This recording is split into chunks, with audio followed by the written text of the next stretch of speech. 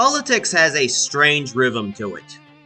One night the speeches are loud, the signs are everywhere, the yardstakes multiply like weeds after rain.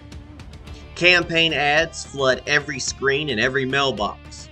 Candidates promise the future. Commentators promise disaster.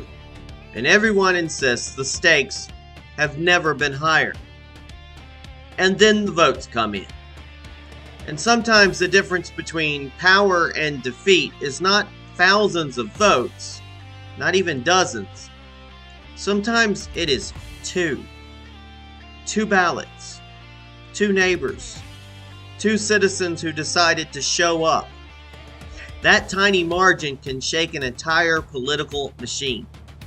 It can expose fault lines inside a party and can remind everyone watching that in a constitutional republic, the distance between influence and irrelevance can be measured in the space between 2 pencil marks on a ballot. Across North Carolina, and especially here in Alamance County, the latest primary results offered exactly that kind of reminder. Not just about who won or who lost, but about something deeper. About whether the Republican Party is adapting to a changing political landscape or simply replaying the same strategies while the ground beneath it quietly shifts. So today we ask the question, can Republicans hold the line in a changing political landscape?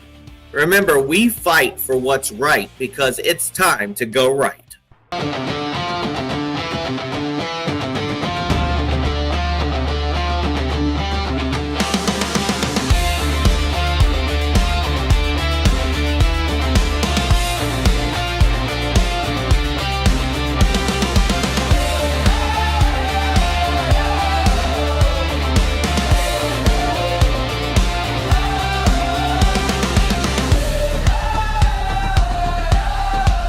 This is Go Right with Peter Boykin, your constitutionalist for liberty.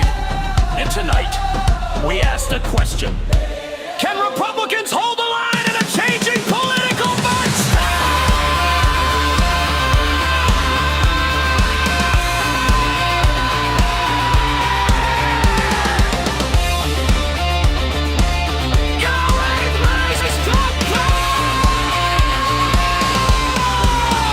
Hold the line, stand your ground. Freedom's voices float about. Grassroots rising, hear the sound. The people turn the tide around. Hold the line, time will tell. When the ballots fall and the numbers swell. In a republic built to last, the people always have the last word.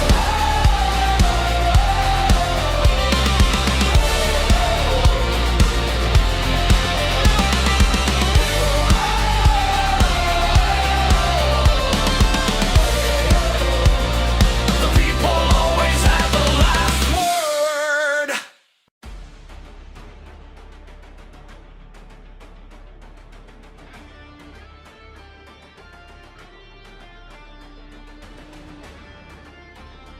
Welcome back to Go Right with Peter Boykin. I'm your constitutionalist for liberty. So did North Carolina's primary just reveal a GOP divide that could cost Republicans in November? You know, politics has a funny way of humbling the people who think they've mastered it. For decades, consultants and party insiders have treated elections like a math equation. Raise enough money, collect enough endorsements, flood enough mailboxes, and victory is supposed to follow. Reality has a habit of ignoring those formulas. What we saw in North Carolina's primary tells a much more interesting story. Voters are showing growing frustration with the idea that politics should be controlled by a small circle of established, well-careered politicians who simply rotate through offices while the public is expected to keep voting for the same familiar names. In race after race, grassroots candidates proved that energy, authenticity, and direct voter connection can compete with the traditional political machine. That doesn't mean every establishment candidate is lost. Politics is never that clean. But the pattern that emerged is hard to ignore.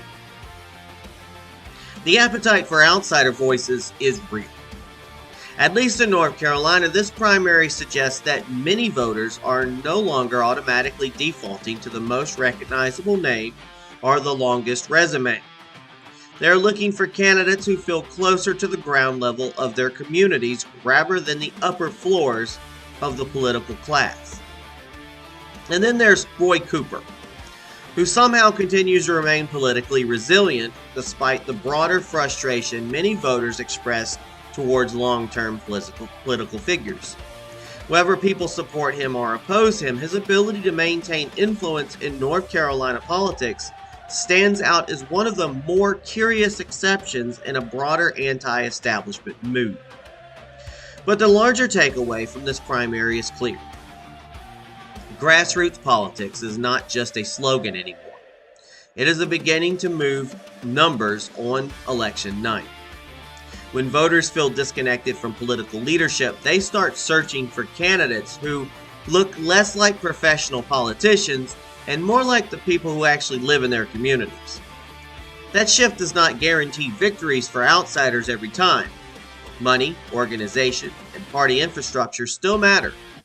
Yet when grassroots energy starts breaking through those barriers, it signals something deeper happening inside the political system. North Carolina's primary may be one more sign, that the old political playbook is starting to wear thin. Now step back and look at the bigger picture of March 3rd. Across North Carolina within Alamance County, the results suggest a return of familiar leadership figures. Sheriffs, long-term and long-time office holders, and candidates tied to traditional party structures perform strongly. For some voters, that represents stability. For others, it raises a deeper question. Is the Republican Party evolving with the political movement, or simply resetting the same board pieces election after election? The Berger versus Page race shows how fragile that balance can be. A 2-vote margin between one of the most powerful figures in Raleigh and a challenger from law enforcement proves that voters are divided about what direction they want. And the challenge does not stop there. Even in counties where Republicans remain strong, the broader political environment is changing. Suburban growth, migration from neighboring metropolitan areas, and shifting demographics mean holding office is no longer a guarantee. Every cycle becomes a fight to keep ground that once seemed secure. Now here's the Constitutionalist for Liberty lesson that matters beyond this election cycle. A constitutional republic is not held together by party branding. It is held together by informed citizens who understand the job description of government. The Constitution is not a vibe. It is a contract. It limits power. It defines jurisdiction. And it tells public officials what they can do and what they are forbidden to do. And that is why these primaries matter more than the talking heads admit. They're not just picking a name. You're not just picking a name, people. You are selecting who gets to touch the levers of power. And that brings us to endorsements. Now, President Donald Trump's endorsements matter because Trump is not just a president. He is a dominant figure in modern Republican politics and a symbol of a populist revolt against the old consultant class. When Donald Trump endorses someone, it often signals alignment with that movement, and it can shift attention, volunteers, and small dollar donations in a hurry. But an endorsement, even a Trump endorsement, is not a substitute for constitutional judgment. Endorsements are inputs, not commandments. Voters should treat endorsements the way a good mechanic treats a sales pitch. Listen, then pop the hood and inspect the engine. Ask whether the candidate believes in the limits of government, the separation of powers, due process, equal protection, and the idea that rights do not come from Washington, but from God and nature. Because the truth is, endorsements can be about loyalty, strategy, and a coalition building as much as they are about principles. Sometimes they are brilliant. Sometimes they are transactional. Sometimes they're based on information the public never sees. And that doesn't make them evil, it makes them political. The Constitutionalists for Liberty standard has to be higher than politics, and so does the strategy. Grassroots beats money more often than people think, but only when grassroots becomes organized. $1 billion in ads cannot replace a neighbor talking to a neighbor if the message is clear and the ground game is real. And that is why tight races keep happening. Not because the system is broken, because people still matter. Money can amplify. It cannot manufacture trust. Consultants can polish, but they cannot fake conviction forever. A big donor can fund mailers, but they cannot shake every hand. And that is the real lesson of a two-vote race. Power is not permanent. It is rented. And the lease is due every election. Now the hard part. Unity. Party leaders always demand unity after the primaries, as if unity is a switch you can flip. But unity after brutal campaigns is not automatic. It is earned. It starts with humility from the winners and respect for the voters who choose someone else. It requires acknowledging legitimate concerns, not mocking them. It means pulling the best ideas from the losing side instead of pretending they never existed. If Republicans want to win in November in changing areas, especially in bedroom communities surrounded by blue regions, they cannot act like the general election is a victory lap. It's not. It is persuasion. It is turnout. It is trust. It is showing up. It is making the case that constitutional limits and local accountability still matter in daily life.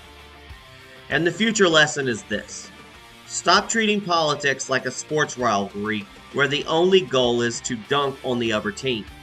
Start treating politics like it actually is, the hiring process for the people who will still decide whether your rights are defended, ignored, or negotiated away. A party can win a primary with endorsements and money, but to keep a constitutional republic healthy, it takes something deeper. It takes citizens who demand principles, not personalities. It takes candidates who remember they are public servants, not rulers. It takes a movement that can fight hard, then govern with restraint. Which leads to the question that hangs over this entire primary. Are Republicans prepared not just to win primaries, but to win November in places that are changing fast? Because the real test is still ahead. November. Folks, thanks for tuning in. This has been Go Right with Peter Boykin. I'm your constitutionalist for liberty. You can check out us on GoRightNews.com, PeterBoykin.com. We're on Rumble at Go Right News, on YouTube at Go Right with Peter Boykin, on lots of different social medias, and on our podcast. Please share and like and follow. God bless. And remember to go right.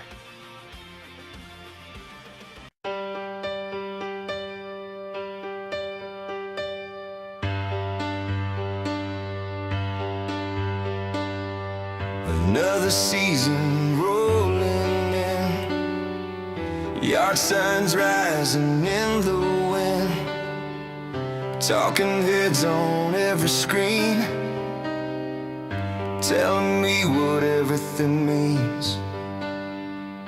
Promises like autumn leaves, campaign trails and TV pleas, every corner, every friend, counting down to votes again.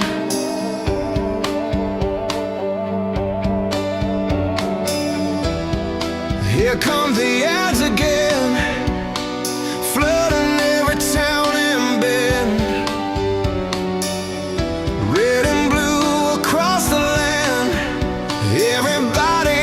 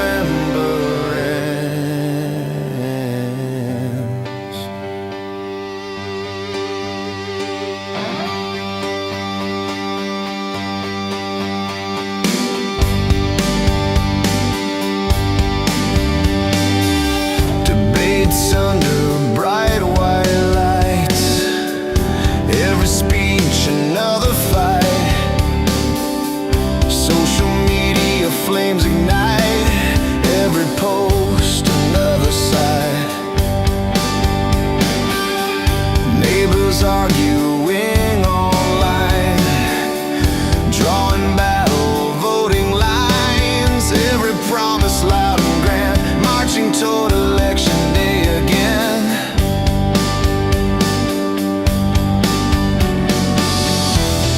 Here comes the polls again, numbers shifting in the wind. Every pundit takes a guess, every headline claims the best.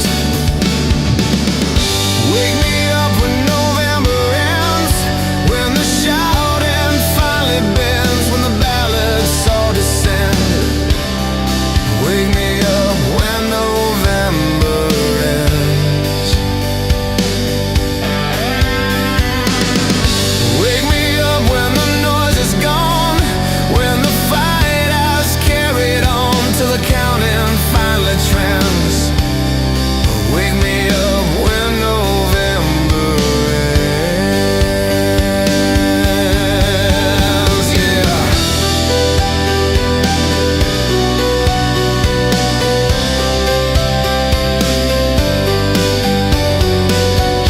Maybe someday we'll remember why freedom lives where voters try.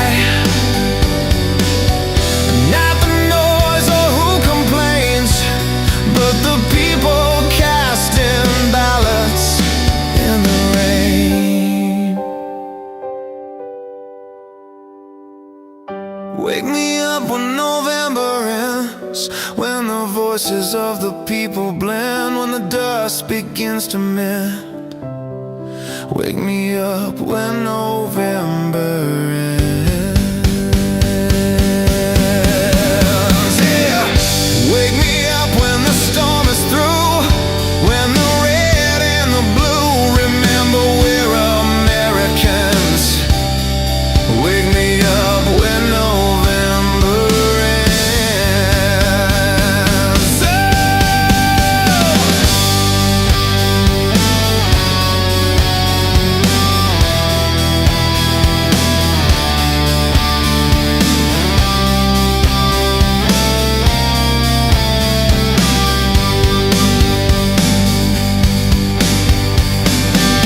Another season drifting by, leaves fall under autumn skies, campaign lights begin to dim. Wake me up when November